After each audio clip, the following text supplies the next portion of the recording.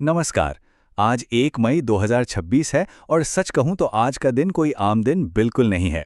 आज के इस विश्लेषण में हम देखेंगे कि कैसे एक तरफ लोकल रूल्स बदल रहे हैं और दूसरी तरफ दुनिया के किसी और कोने में चल रहा युद्ध हमारी और आपकी जेब पर असर डाल रहा है। तो चलिए बिना वक्त गवाए सीधे शुरू करते हैं और समझते हैं आज की सबसे बड़ी खबरें। आज के इस विश्लेषण का फॉर्मेट बहुत सिंपल है। हम 5 मुख्य हिस्सों पर बात करेंगे। पहले 1 मई के नए रूल्स और अलर्ट्स, फिर मार्केट और महंगाई का हाल, उसके बाद ग्लोबल क्राइसिस और ऑयल प्राइसेस, फिर हेल्थ और एनवायरनमेंट से जुड़े कुछ चौंकाने वाले फैक्ट्स और आखिर में मौसम और राष्ट्रीय अपडेट्स। तो सबसे पहले बात करते हैं उन अलर्ट्स और नियमों की जो आज यानी 1 मई से पूरी तरह बदल चुके हैं। देखिए, आज देश भर में वैशाख पूर्णिमा और बुद्ध जयंती मनाई जा रही है। साथ ही पूरी दुनिया में आज इंटरनेशनल लेबर डे यानी मजदूर दिवस की 140वीं सालगिरह है। लेकिन ध्यान देने वाली बात यह है कि नोएडा समेत यूपी के 8 जिलों में आज से 8 मई तक धारा 163 लागू कर दी गई है। हाँ, वही जो पहले धारा 144 हुआ करती थी। मार्केट अपडेट की बात करें तो महाराष्ट्र दिवस के चलते आज बीएससी, एनएससी और कई रीजनल बैंक्स बंद हैं।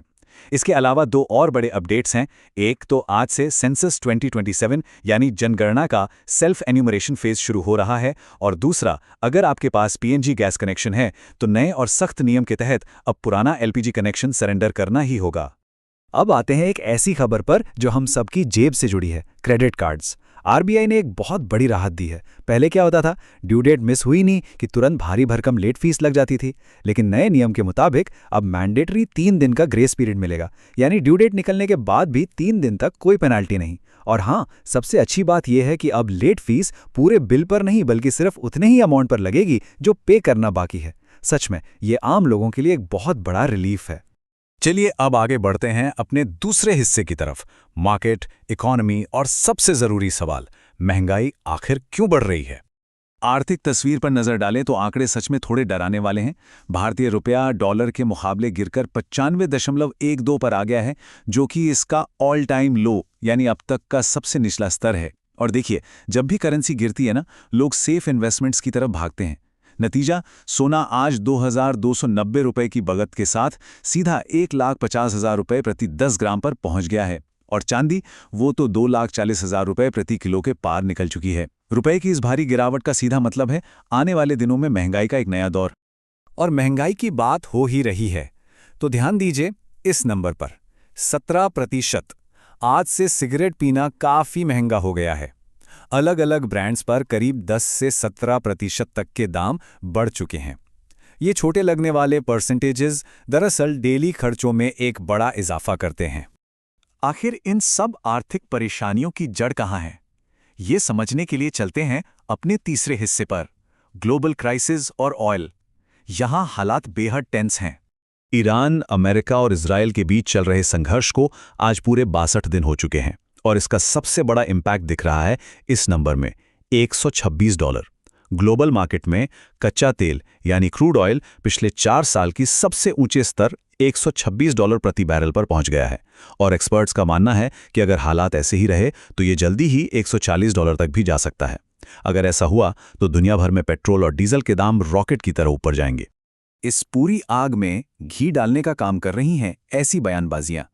डोनाल्ड ट्रंप ने सोशल मीडिया पर सीधे तौर पर लिखा है, स्टॉर्म इज कमिंग, यानी तूफान आने वाला है।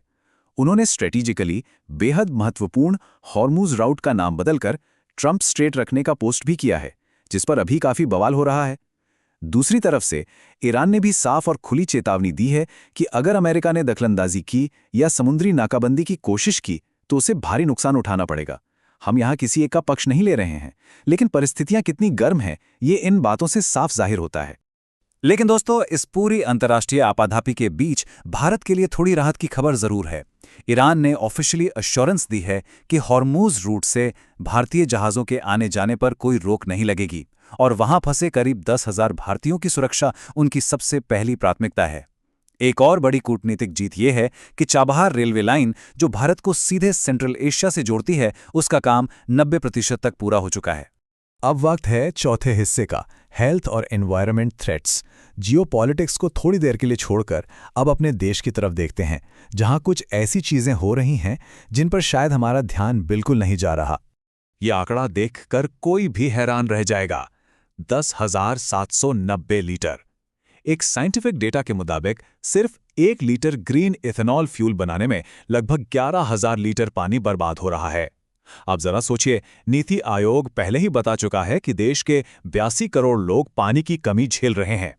अगर ग्रीन फ्यूल के नाम पर पानी का ऐसा ही दोहन होता रहा तो साल 2030 तक भारत के 21 शहर पूरी तरह सूख सकते हैं। तो सवाल ये उठता है कि क्या ईंधन बचाने के लिए पीने का पानी कुर्बान किया जा रहा है? और स्वास्थ्य के मोर्चे पर भी हालात बेहद चिंताजनक हैं। एनएसएसओ के आंकड़े बताते हैं कि पिछले 7 सालों में देश में हार्ट डिजीज यानी दिल की बीमारियां तेजी से बढ़ी हैं। पर सबसे डरावना डेटा है जेन जी का। 15 से 29 साल के युवाओं में ये खतरा 3 गुना, हाँ 3x बढ़ गया है। इसके साथ ही एक और गंभीर रिपोर्ट आई है कि देश के कई राज्यों में पीने के पानी में एनडीएनए नाम का प्रदूषण पाया गया है, जिससे बच्चों में कैंसर का खतरा तेजी से बढ़ रहा है। स्वास्थ्य और पर्यावरण का ये खतरा सच में बड़ा अलार्म है। आखिर में बढ़ते हैं अपने 5वें हिस्से की तरफ, मौसम और राष्ट्रीय अपडेट्स। पिछले 24 घंटों में कहाँ मौसम ने कहर बरपाया और देश में क्या नया हुआ, आइए जानते हैं। मौसम का मिजाज सच में जानलेवा हो गया है। यूपी का बांदा शहर इस वक्त दुनिया के तपते रेगिस्तानों को भी पीछे छोड़ रहा है। वहां तापमान 47 डिग्री के पार चला गया है। वहीं दूसरी तरफ यूपी और बिहार में आई भीषण आंधी और बारिश ने पिछले 24 घंटों में 29 लोगों की जान ले ली है।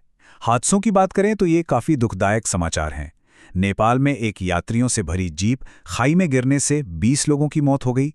एमपी के जबलपुर में एक क्रूज डूबने से 6 जानें गई और दिल्ली मुंबई एक्सप्रेसवे पर एक कार में आग लगने से 5 लोग जिंदा जल गए। ये वाकई बेहद विचलित करने वाली घटनाएं हैं। लेकिन इन सब तकलीफ भरी खबरों के बीच आइए इस सेगमेंट को कुछ सकारात्मक खबरों के साथ समाप्त करते हैं। अमेरिका ने भारत को 657 बेशकीमती और प्राचीन कलाकृतियां वापस लौटाई हैं। इन आर्टिफैक्ट्स की कीमत करीब 133 करोड़ रुपए है।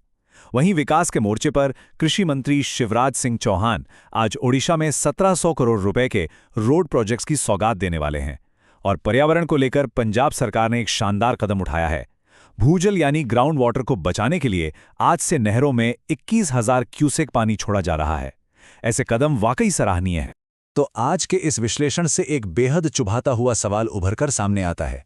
एक तरफ अंतर्राष्ट्रीय युद्ध और तनाव बढ़ रहा है और दूसरी तरफ ग्रीन टेक्नोलॉजी के नाम पर हमारा सबसे कीमती संसाधन पानी धीरे धीरे खत्म हो रहा है। तो क्या आधुनिक विकास की इस अंधी दौड़ में हम इंसानी बेहतर जीवन और अस्तित्व के मूल तत्वों को ही अनदेखा करते जा रहे हैं? इस सवाल पर गौर जरूर कीजिएगा। और हाँ, अगर आपको आज का ये विश्लेषण पसंद आया हो तो इस चर्चा को लाइक, सब्सक्राइब और शेयर जरूर करें। आज के लिए बस इतना ही। अपना और अपनों का ख्याल रखें।